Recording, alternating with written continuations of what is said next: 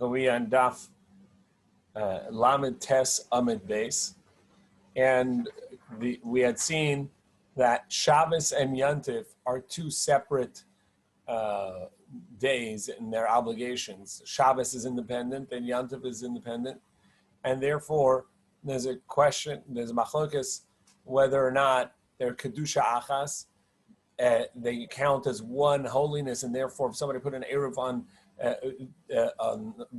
in preparation for the first day, so if Friday is going to be Yontif and then followed immediately by Shabbos, so if somebody put out an eruv for the first day before Yontif, whether it would work for Shabbos or not. So that was the first Mishnah in regards to kedusha achas. Rabbi Eliezer says there are two kedushas, two separate things, and it does not.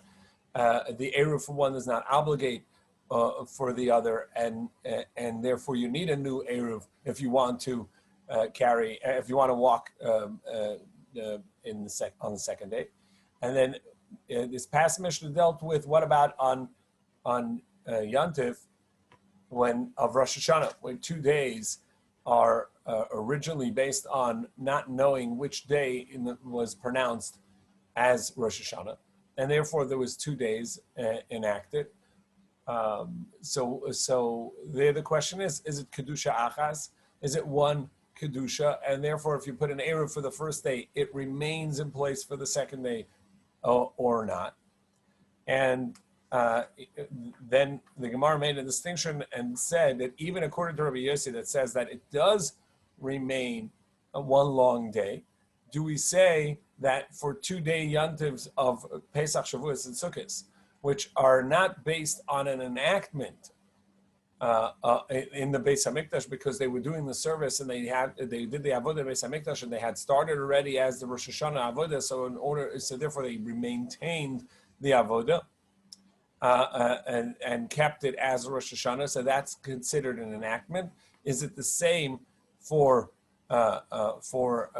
regular Yontif, 2 days, where we don't know whether or not when the announcement was made in Yerushalayim, or today where we don't even know, where it's not even based on that, it's an established calendar, where there too do we say it's Sefeka de Yoma, it's a doubt which day is Yontif, and therefore each day itself is a doubt, and you can make a condition on one for the other and say, look, if today is Yontif, so then tomorrow is not, and this should take effect tomorrow. And if today is not Yontif, so then I'm allowed to do this.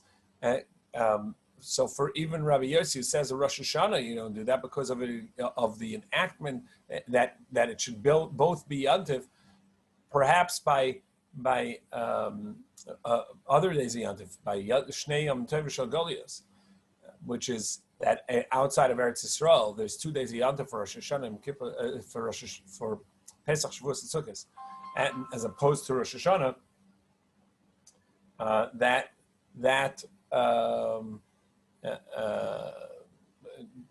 that would be different, and therefore it would be a Sveika Diyoma, or a doubt which day is Yontif, and you could make such conditions, or even in Yontif you don't say this. Amar Ravashi. Ravashi said, to me, Amemar said that this story that we ended with yesterday of Rav Sheshes not eating at the house of the Reish Galusa, while the other two Chachamim, Rav Nachman and Rav Chisda, they ate, was not where it was a question that the animal was caught by a non-Jew on the first day Yontif and shechted on the second day, and it was a question, and he dealt with it as a question, which day is Yontif, but rather Hahu Bar Tavia, that deer that was caught, Lavitz to do the Itztadir. It wasn't that it was caught. They had caught it way beforehand. However, the reason that he didn't want to eat with it, and now we go to Mem Amud Aleph at the top, 40a at the top, Ela Mechutz L'Tchum. This deer was brought in from outside of the Tchum, outside of the permitted distance to travel. And so he didn't want to eat it because it was brought by a non-Jew for him. Samanda Achal. The ones who ate, meaning Rav Nachman and Rav Chisda, they ate Savar Haba B'Shvil Yisrael Zeh Mutal Yisrael Acher. It's true, it was brought for a Jew but it was brought for the Reish Galusa. So even though that a non-Jew did work specifically for a Jew, and so you can't benefit from it on Yantif, but that's true for the person that it was brought for. But here it wasn't brought for them; it was brought for the Reish Galusa. So a different person, a different Jew, is allowed to benefit from it. And Rav Sheshes, who didn't want to eat, Savar called Asal Bei Reish Galusa adapted the Kula Rabbanon Asim. Since everybody knows that the Reish Galusa doesn't only have his own family there, there's always an entourage for the Reish Galusa, the head of the community, and therefore it was brought not just for the Reish Galusa, but for all the rabbis that would be there. But what about the part of the story? It says that when Rav Sheshes met Rabbi Bashmuel, he asked him about whether he knows whether 2 days or 1 day count as the same, and he told him what he had learned, and he told him don't mention anything to the Reish Galusa about it. Amar Leis, he responded, that part of the story never happened.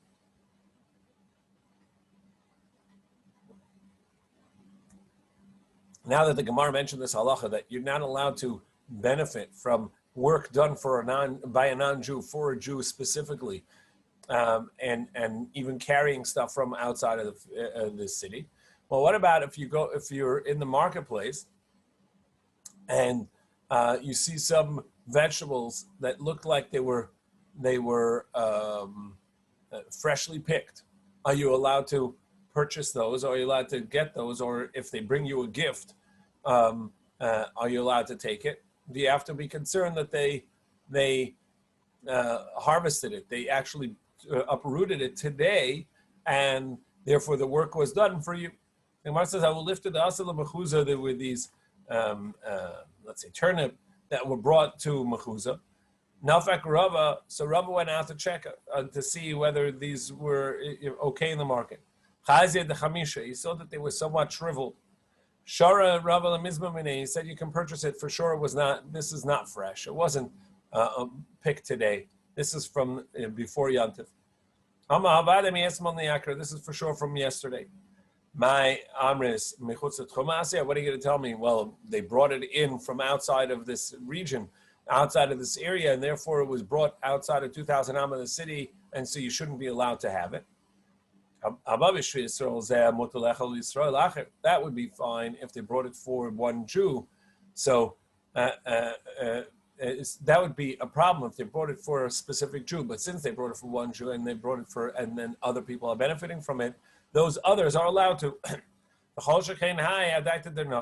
And over here, actually, it wasn't even brought for the Jews. It was brought for the non-Jews. So you're allowed to go ahead and get some. But once he saw that what's ending up happening is that every single time that it's Shabbos or Yantif, they were bringing a greater amount, and they were bringing for the Jews as well. So now they were bringing it specifically for the Jews, asar luhu, so he prohibited it. And this is a halacha of benefiting from something that was done in a prohibited manner, and it was done specifically for Jews, or a specific Jew, so you're not allowed to benefit from it. Why isn't that brera too? I mean, after all, they bring in 500 pounds of potatoes. The potato that he brought for in other words, some of those potatoes, they know there's a market for Jews who are going to eat potatoes. So that's fine. But which potatoes? He brought that bag of potatoes and that bag of potatoes. How do I know the bag of potatoes he got from me, he got for the Jews was the one I got? Yeah. That's that's a question over here. We always say brera. Brera is to define something halachically. Here it's not defining the particular one. The concept is that it really is the work being done is also being done for Jews. It's not the particular one. We say, oh, he picked this one for a Jew. Of course he didn't. He didn't pick one, particular. This one I'm going to sell to a Jew. This one I'm going to sell to a non-Jew.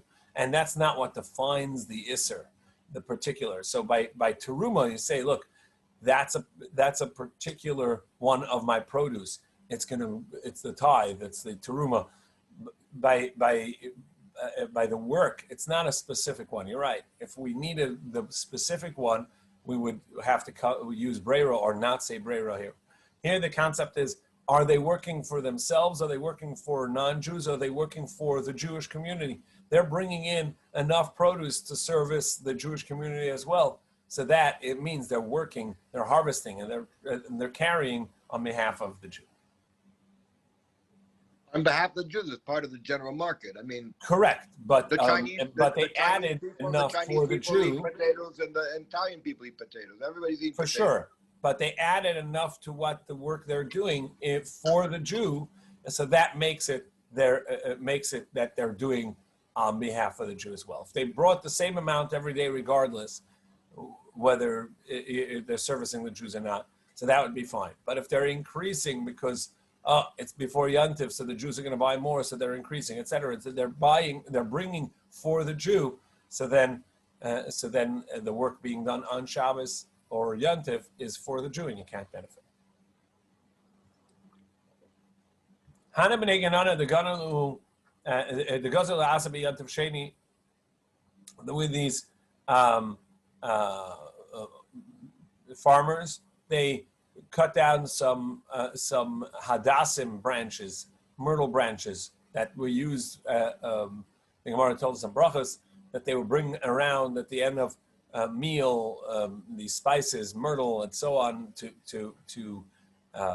help with the digestion at the end of a meal. To end the meal, they would bring these around. So they went around and cut these off on the second day of Yom Tov. So Sharu Ravina Loricha Bele Alter. Ravina said that you can immediately benefit from it and smell it.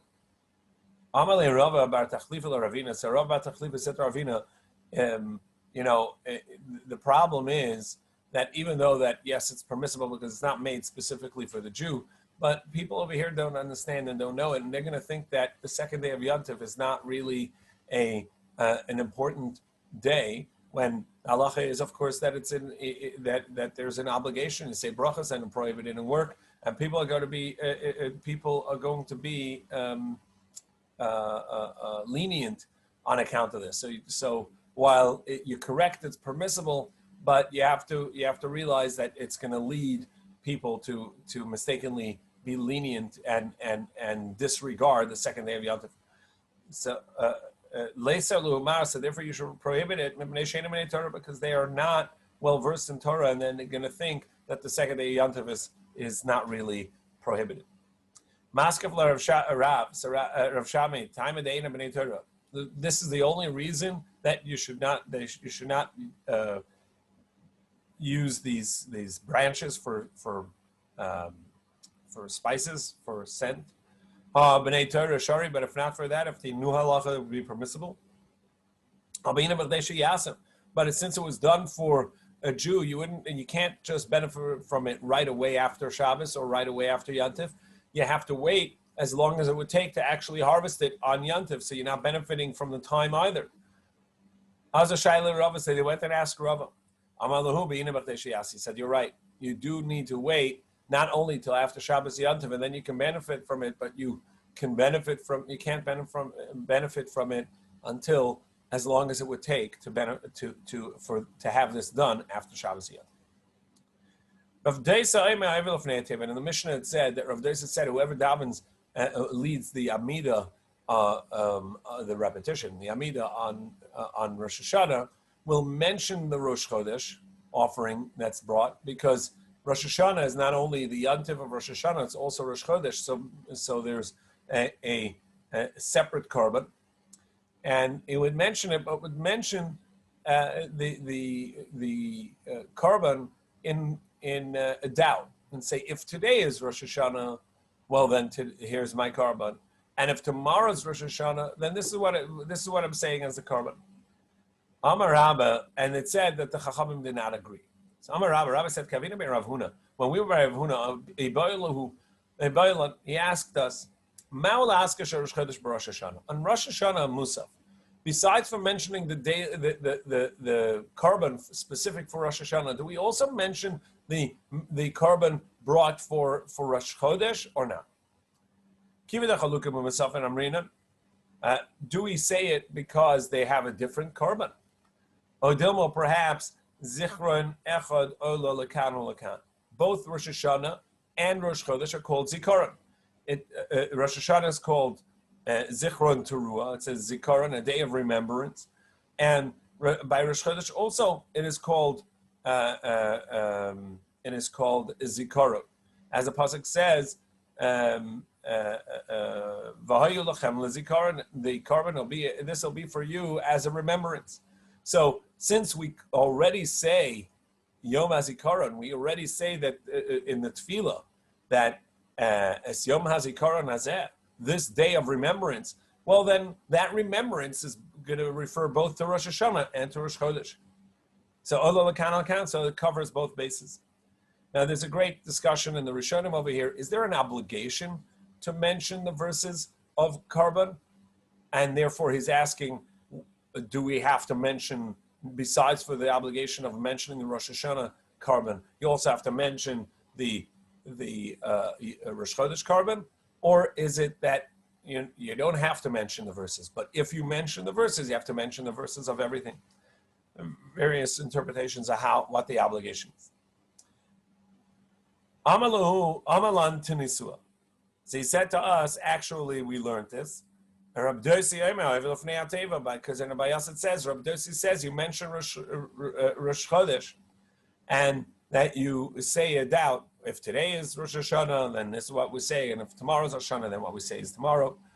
My lav lahaskir. Isn't it that there's a machlokas of whether or not you mention Rosh Chodesh or not? That's what it means in our Mishnah that the Chachamim did not agree. Look, lahasnas. No, the Chachamim didn't disagree about the Chachamim are not disagreeing about the mentioning of Rosh Chodesh. Rather, they're disagreeing about whether or not you can make such a condition when you're davening. If you publicly in the shul you make a condition and you say, if today is Rosh Hashanah, then here this is my yontif davening. And then the next day you say, if today is Rosh Hashanah, it's my yontif davening. Well, that's going to cause people to think that it's not really Rosh Hashanah, and they're going to be lenient and they're going to break Rosh Hashanah, and they're not going to treat it like the holy day it is. So my lav lahasker, lo lahasnis, to make a condition, hachinami mistaber, and it's logical, midiktani b'braisa, because we have that the wording of the brisa this way. That Rabbi Tzvi said the same condition on every Rosh Chodesh of the entire year, because Rosh Chodesh as well. Every Rosh Chodesh, we don't know whether the Beis Din enacted, pronounced it Rosh Chodesh or not. So some months they would have, we have 2 days, but they would have essentially almost every month, depending on where the lunar cycle was. But there would be a doubt whether Rosh Chodesh was on the 39th day, or the 29th day or the 30th.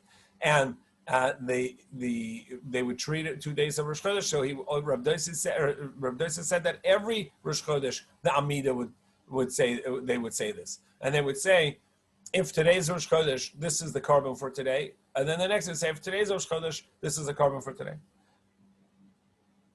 And they didn't agree to him. Now, if it's about mentioning Rosh Chodesh on Rosh Hashanah, so what does he mean? Every Rosh Chodesh they did this. Of course, it wasn't Rosh Hashanah, only once a year.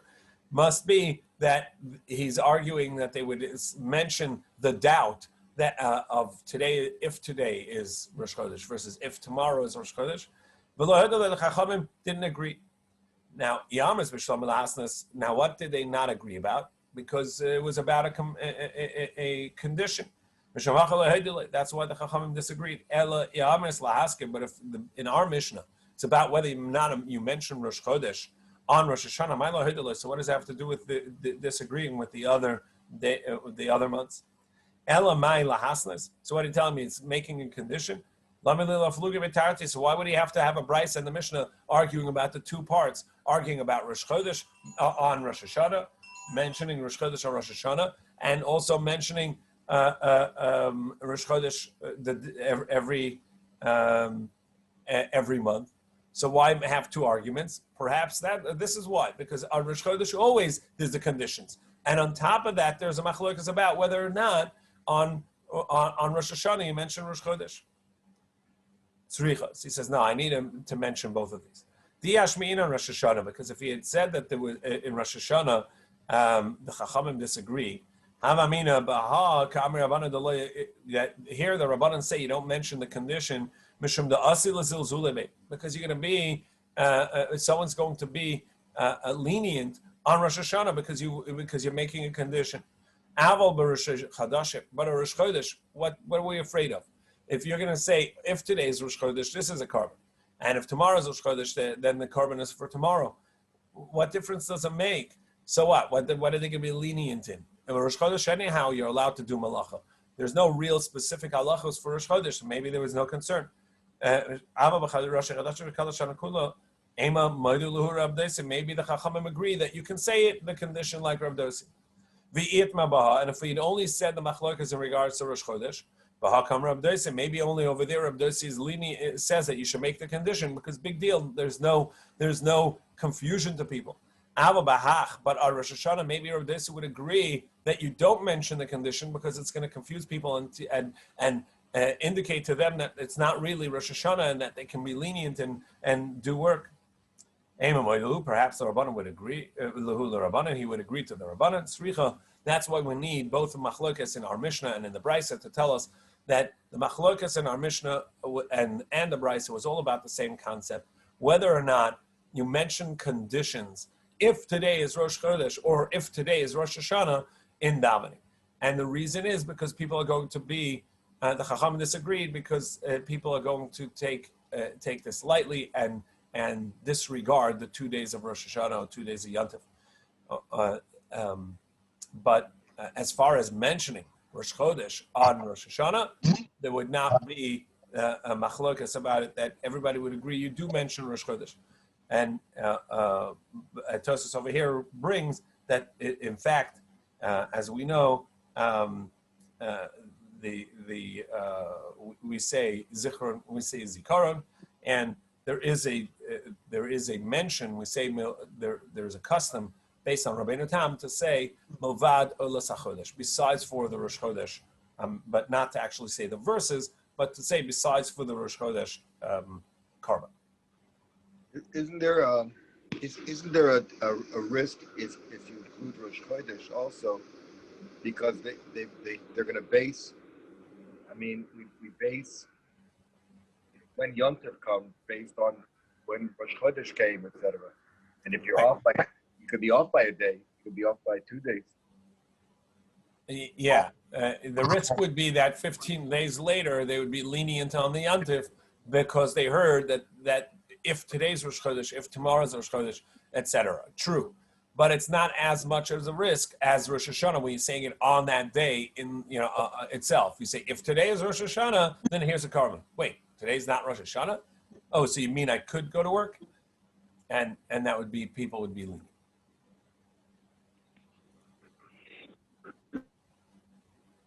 Mesave. So the Gemara asks a question, and it's fascinating as has happened so many times that this year Rosh Hashanah is Shabbos, and Daf Yomi is cut in preparation for that. Tomorrow, the Gemara is the Daf is asking us what brachas, how you say the brachas of Rosh Hashanah and Shabbos. So we ask a question: Rosh Hashanah shechali is b'Shabbos. Rosh Hashanah that happens on Shabbos, like this year. So Beishamai are mispalel. So Beishamai says for the Amida of Musaf, there's going to be 10 brachos. The three first brachas, the three last brachas, always the same. So there's always three first brachos, three last brachos. So that's 6. Besides for that, you're going to have Malchiyas, Achronis, and Shofros. You have to have the 3 other brachas. That's 9.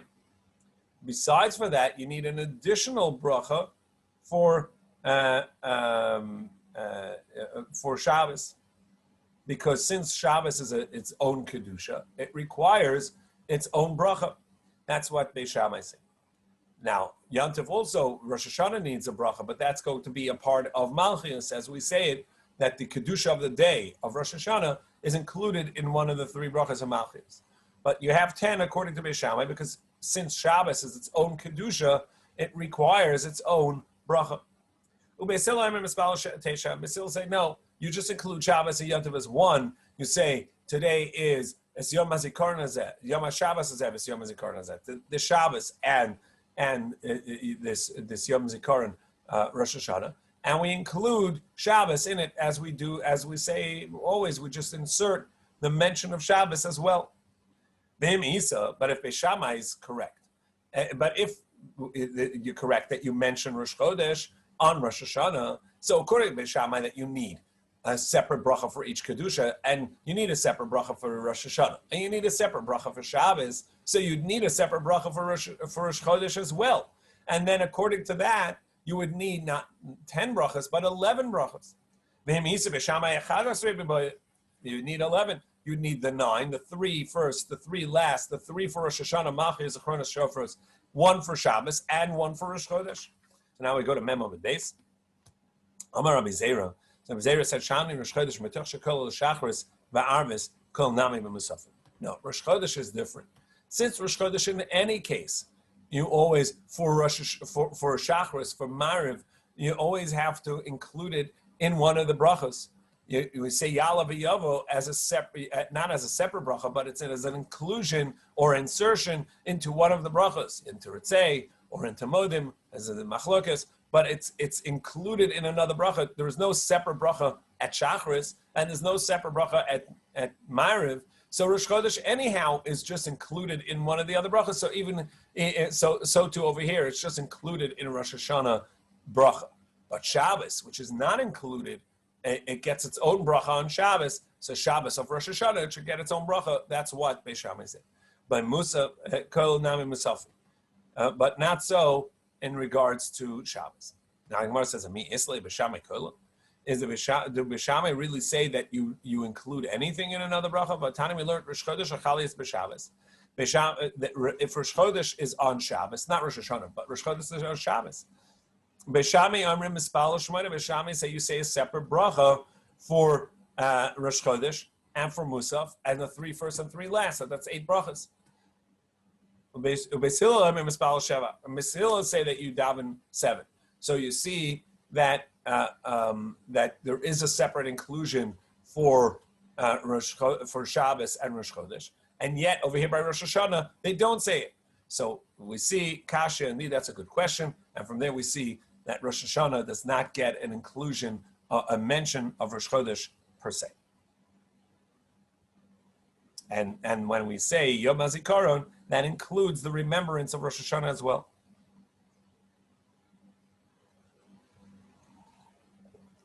The Kollel Atzmai Tanai, this idea of including one bracha in the other, mentioning Shabbos in Rosh Hashanah, mentioning Rosh Chodesh in Shabbos, etc. This itself is a machlokas tanoim. The Tani we learned Shabbos Chali is Rosh Chodesh or B'chol Hashemayim. Shabbos of Rosh Chodesh or Shabbos that coincides with Chol Hamoed. So Arvish or Shachris and Mincha, the non-Musaf Amida, which is Mariv and Shachris and Mincha, Mispal Kadar Kashevi daven a regular Shabbos davening. V'omer me'ena ma'ora ba'avoda, but in the avoda, which is in the Ritzei, the 3rd to last bracha, there you're going to mention the me'ena ma'ora, which is the something about the day, which is the Rosh Chodesh that comes up today, which means you say Ya'aleh v'yavo in that bracha, in the 3rd bracha, 3rd to last bracha. Rabbi Eliezer Omer. However, Rabbi Eliezer says, Bahodah. Rabbi Eliezer says you mention it in Hodah, you mention it in Modim. So Shabbos is Rosh Chodesh. If Shabbos is Rosh Chodesh or Shabbos is Chol Hamoed, so you daven a regular Shabbos Amida for Friday night, for Shabbos, for Shachris, for Mincha, and you just say Ya'aleh v'Yavo in Ritzei, which is the 3rd to last bracha. And Rabbi Eliezer says, no, you say it in Hodah, in Modim, which is the 2nd to last bracha. Ve'im lo omar machzir nosa. And if you forgot to say Ya'aleh v'Yavo, you have to repeat the Amida. Uba Musafin, what about the Musaf? Maschil b'shel Shabbos, or Messiah b'shel Shabbos. V'omer kedusha sayom emtza. He starts and ends with Shabbos, and in it he inserts the Rosh Chodesh or the Chol HaMoed. And Rashi tells us how you actually do that. You say Vatitelanu Hashem Elokeinu Yom HaShabbos Hazeh. Rashi's liturgical text is Vatitelanu Yom HaManoach Hazeh. And again, you say this rest day. You give us the Shabbos day, and you say V'es Yom Rosh Chodesh Hazeh, or V'es Yom Chag HaMatzos Hazeh, if it's Pesach. And then when you end the bracha, you say Mekadesh HaShabbos, and you just say who sanctified Shabbos. You don't have to mention in the conclusion of the bracha. You don't have to mention the Ma'ora, that it's Rosh Chodesh or it's Chol HaMoed. You just mention it in the middle. However, Rabbi Shimon ben Gamliel and Rabbi Shmuel ben Osha, Rabbi Yochanan ben Broka, they say, anytime that you have to say the 7 brachos, meaning even on Shachris and even on Mincha, you have to mention the 7 brachos, so you're going to say the 7. You start with Shabbos and you end with Shabbos, and you say Rosh Chodesh or Shabbos in the middle. So you're going to say Es Yom HaShabbos Hazeh, Es Yom Rosh Chodesh Hazeh. This Shabbos day and the Rosh Chodesh day, or this Shabbos day and this Yontif, whichever Yontif it is, Sukkot or Pesach.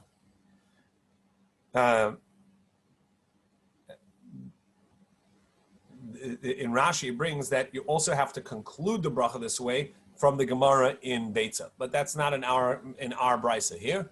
But as we say, you always say Mekadesh Shabbos, you sanctify Shabbos, Mekadesh Shabbos, v'Yisrael v'azmanim. And also you sanctify Yisrael and the day and the times because we Hashem set Shabbos, but you Hashem set us, and we are the one that set by Beis Din pronouncing which day is Rosh Chodesh. We set the Moed, we set the times, and we therefore say or Mekadesh Shabbos Yisrael v'Rosh Chodashim, or on Rosh Chodesh you would mention Rosh Chodesh. Now, my Havala. So what is the halacha? Do we mention Rosh Chodesh in Yontif or in Rosh Hashanah or not? Amar of Chisda, Zikor Lekan. Indeed, you don't have to. And the remembrance, when we say on this remembrance day, that it counts both for Yontif, for Rosh Hashanah, and for Rosh Chodesh. And so too did Rabbah say that this day goes both for today for the Rosh Chodesh and for Rosh Hashanah. And indeed, you don't have to mention specifically Rosh Chodesh. But as we mentioned a few moments ago, that Tosos, the name of Rabbeinu Tam, says that there is a custom to include just a brief mention that all of these karbanos, these are the offerings brought for Rosh Hashanah, besides for the Rosh Chodesh offering. And so it doesn't. We don't actually read or say the Rosh Chodesh offering, but it does mention it, and some have the custom to say that. Amar Rabba, we're on 40b in the middle. Well, I'm at the 2 dots. But Amar Rabba, and Rabba said, "Kiavina be Rav Huna." When we were at Rav Huna's place, Ibayalani asked us, "Ma'olay mezman b'Rosh Hashanah v'Yom Kippurim." Do you say Shehechiyanu for Rosh Hashanah and for Yom Kippur? Do you say Shehechiyanu? Kiva the mizman lazman asi amrina. Do we say it because, after all, it's not a yontif of every day. It's not something that comes daily. It comes only on occasion, right? Rosh Hashanah on occasion, Yom Kippur on occasion, and so you say Shehechiyanu? Odilma kividolei ikra regalim la'amrina. Or do we say, since it's not called a pilgrimage, therefore you don't say it? Lahava biyadi. So Rav Huna didn't know whether which one it is. Do you say Shehechiyanu or not? Kiyazabe Rav Yehuda. When they came to Rav Yehuda Amar, he said, "I don't know what your question is." And no, minazman. I also say Shehechiyanu on even on a new fruit, on a new vegetable. You say Shehechiyanu. If it was out of season and now the season came back, and I haven't had it yet this season. You say Shechianu on a new fruit, of course, and obviously you could say Shechianu for many exciting new things that come. That you're allowed to say. That wasn't my question. Of course, you're allowed to. My question was: is there an obligation to say it? And this explains a basic question. Rav Huna and Rabbah never went to shul, never had Rosh Hashanah or Yom Kippur. They didn't know you say Shechianu. What was the question, and why were they unsure about it? So now this makes sense. That of course they knew that they say Shechianu, and they just didn't know: is it an obligation to say Shechianu, or is it just that you're allowed to say Shechianu because it's a new chag, a new a mitzvah that comes from time to time. However, there isn't an obligation to say it, and therefore they had the question. My Amalei Rav Shmuel Damatavaya Ein Mizman El B'Shalosh Agal. So he said, well, Rav Shmuel both said, Rav Yehuda said this, but Rav Shmuel both said that you don't have to say Shechianu only for the 3 regalim, for the 3 pilgrimages. Mesaveh. So we ask a question. The Brisa says, there's a verse, the pasuk in Koheles that says, Tein chelik l'shiva v'gam l'shmona. Give a portion, give some value to the 7 and the 8. What are the 7 and the 8? So Rabbi Eliezer says, Shiva, what's the 7? Elu Shiva Yimei Bereshis. That's the 7 days of creation, that the great portion went to Shabbos, the conclusion and the purpose of the 7 of the creation. Shmona, what's the 8? Elu Ches Yimei Mila. That the conclusion of the 8 days of a newborn boy's life, where it concludes in the mitzvah of bris milah, that is the conclusion, or it takes the portion of the whole 8 days. However, Rabbi Yeshua says Shiva Yemei Pesach. 7 is the 7 days of Pesach. Shmona Ela Shmona Yemei Chag. These are the 8 days of Sukkot. So Pesach is 7 days, Sukkot is 8 days. So that's what this is. Give a portion to the 7 and to the 8. The and is all the days that are 1 day. The gam, the Rabbi Satzeres, Rosh Hashanah, Yom Kippurim, which are 1 day on a Torah level. All these Yom Tovim are 1 day. Obviously, as we saw in our Mishnah, that Rosh Hashanah gets 2 days, because in the time of the Beis HaMikdash, it was unknown which day was going to end up being Rosh Hashanah, because they would start the service of Rosh Hashanah, as we said, and so there was enacted in order for people to come and testify and not begin the day as Rosh Hashanah and then stop midday. So it was enacted that there's 2 days of Rosh Hashanah, because we didn't know whether the pronouncement will be made or not. So for Shavuos, Yom Kippur, not to need to fast 2 days in a row, there is no Sfeika Diyom. So my lav, Lizman, wouldn't you say, in regards to what do we say, make these days important? The Rosh Hashanah, Pesach, the 7, Sukkot, the 8, and also the ones, Shavuos, Rosh Hashanah, Yom Kippur. Wouldn't you say in regards to Zman, that you have to say Shehechiyanu for them? So he said, no, not Lizman, but rather the bracha, to say a bracha that each one of these days, you conclude a bracha and say, you sanctified us to be able to sanctify these days. Mekadesh Yisrael, Vazmanim, you sanctify Yisrael, who sanctifies the days. And it's logic that it's coming to teach you that you say the bracha. Because if it's coming to tell you that you say Shechiyanu, Kol Zman Kol Shiva Miyikah, you don't say Shechiyanu every one of the days of Pesach, every one of the days of Sukkot. You say it just on the first day.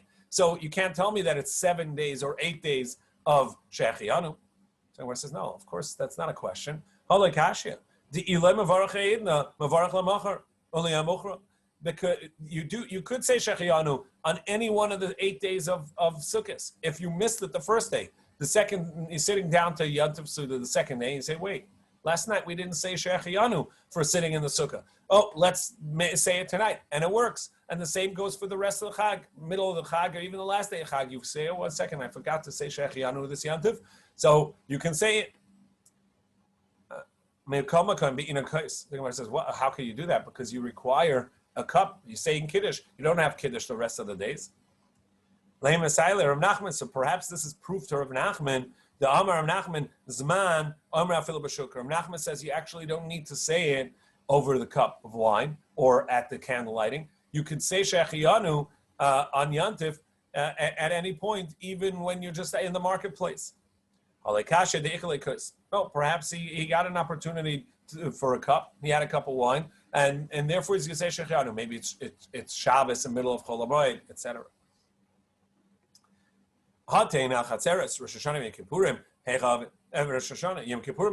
Fine. If you're saying it's on the base that he's putting it on a cup, that's good for Shavuos and Rosh Hashanah. But Yom Kippur, he's not making Kiddush, so that's not where he's going to have a cup of wine. So how's he saying Shechiyanu? At the onset of Rosh Hashanah of Yom Kippur, if he's drinking and he says Shechiyanu, that's the onset of Yom Kippur. As we saw that Rabbi Yirmiyah asked Rav, did you already separate yourself? Did you already stop eating? And now it's Rosh Hashanah, Yom Kippur already, because you have to begin the fast. So he says, oh, what? Maybe you say the bracha on a cup of wine, Shechiyanu, and then you put it down. No, you can't. Once you say the bracha, you have to drink. Well, maybe you just give it to a child. Well,